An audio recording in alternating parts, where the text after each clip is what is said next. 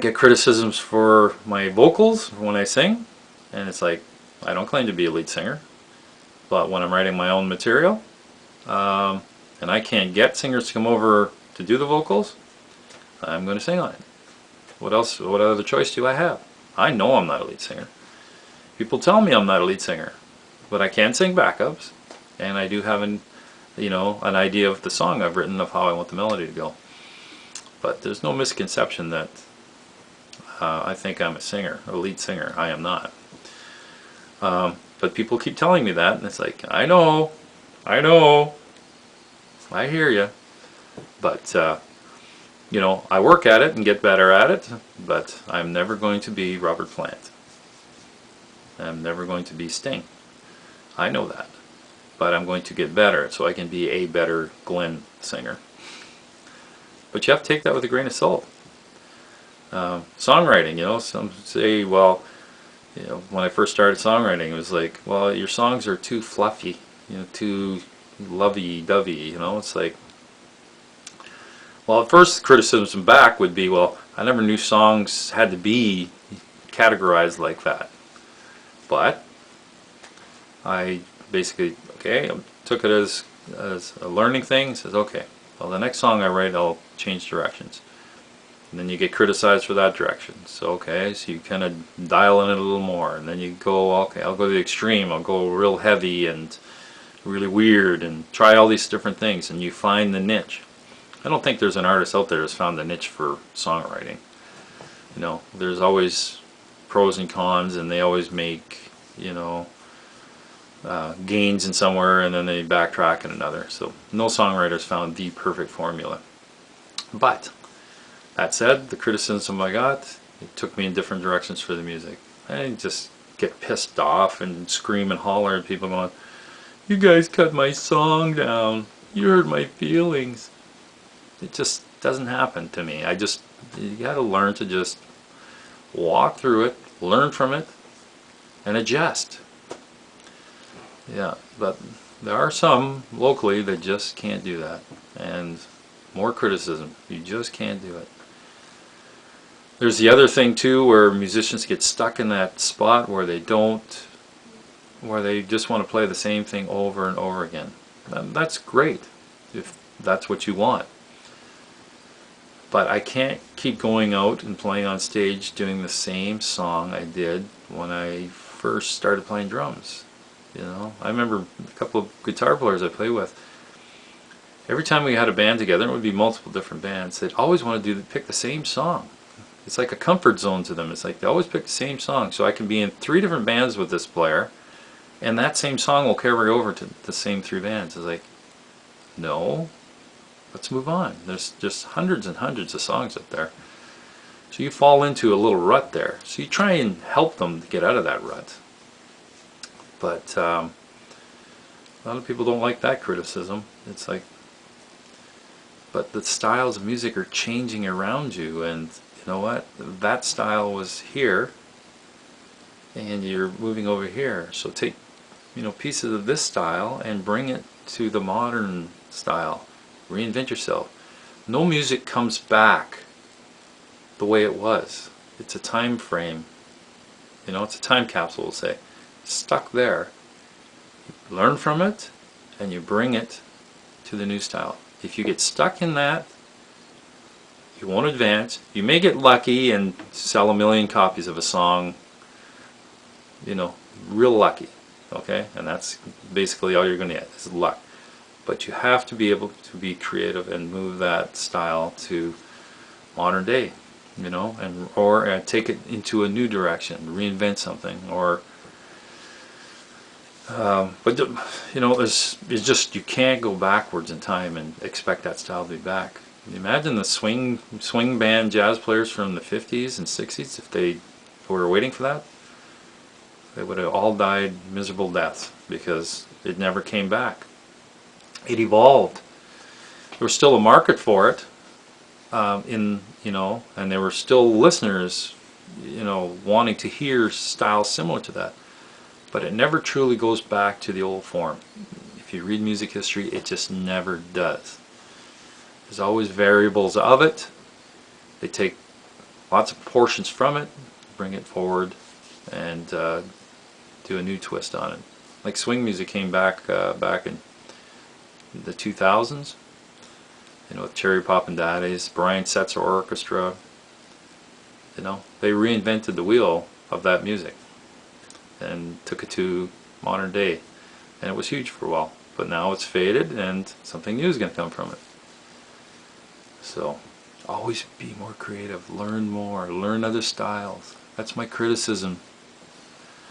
With most musicians around town, they get stuck in that. It's like, move on, time to reinvent yourself. You know, every few years, every 5 years, 10 years, you've got to reinvent yourself. If you're happy playing that old style, and you find some of the guys to do it, then you go out and start this retro band, great. That's nothing wrong with that, that's awesome. Your audience that's stuck in that same thing are going to be with you. But eventually, the power is going, well, you know, I need something more modern. And you can't play the modern stuff because you've stuck in this style. So, that's my criticism to you. So anyways, for the give and take part of it, I'll always be critical of myself and critical of the people I work with. Musicians have come through here, you know, in bands I've played with, they'll go, you know, he's way too critical, he's hard on musicians. You know, I just want to see guys evolve, and most of the players that I've played in bands with, you know, they may have criticized me in the past, but they're not playing now. There's a few of them, but the ones I've played with that couldn't take, you know, the little bit of criticism or kick in the ass that I wanted in the bands I had, where are they? They're the ones that sit in the forums and type all this bad stuff.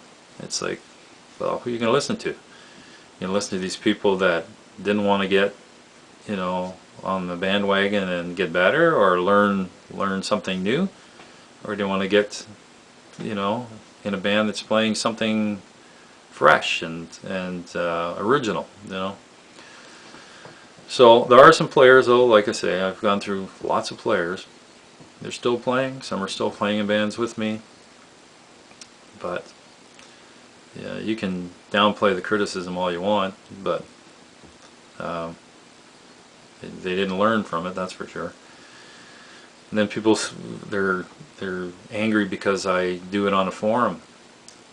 It's no different between criticism on a forum than you going down to the music store and blabbing your mouth off about, you know, either my playing or someone else's playing. What's the difference? You go into a music store and you tell 5 musicians that are all gathered there jamming a little bit, and they're going, yeah, I don't like that guy playing at Glen drummers, blah blah blah blah blah blah blah blah. You know, blah blah. What's the difference? And, you know, I'm on a forum speaking my spiel, and you're in a music store speaking. There's no difference, and I get criticized for the forum thing. Okay, so it's my little rant. So basically, just do kind of a quick rundown. Criticism, use it as a learning tool. Don't just blow it off as nothing. You can weed through all the criticism and you will learn. I did. Everyone learns from it. If you're too stubborn to take criticism, then you're going to have your feelings hurt a lot, you know, by everyone. The music business criticizes everything. They criticize musicians, they criticize the songs, criticize the sound, criticize the venue you're playing in, criticize the drum set you're playing, they criticize guitar, they criticize every friggin' thing. They criticize your hair color, the way you part your hair. You know what? You know, sometimes it just gets overwhelming. You know, you can't play guitar because your hair's parted on the left. You know, it's like it gets that bad. So just deal with that part of it. You know, expect it. If you expect it, it won't bother you as much. Criticism has never bothered me, in the sense where, you know, I had to go hide in a corner and you know, and turn the lights out and just, you know, disappear. It's like, come on. you're a musician, expect that kind of thing. And if you're having fun doing it, none of that stuff will bother you. So anyways, use the criticism as a tool to make you a better player. If you get into the criticism where your ego is so huge you block out logic, then you're in trouble. And like I say, that's happened a few times with people in the city.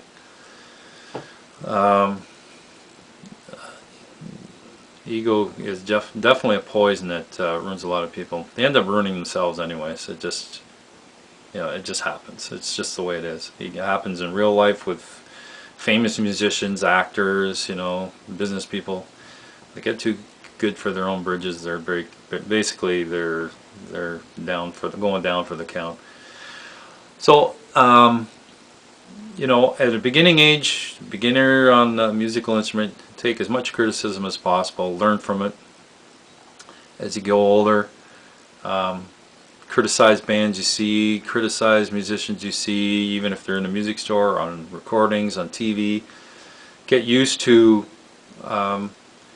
seeing what they're doing right or what you don't like about them. Make note of it.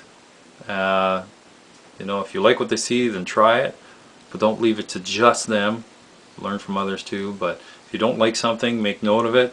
It's like, that drummer speeding up or slowing down. What's wrong with that? I don't like that. That doesn't sound right. Look into why that happens. The internet's got so much stuff you can learn from. And then, maybe someday you can be making videos like me. So that's it for now, and hopefully some of this helps, and we'll see you next time.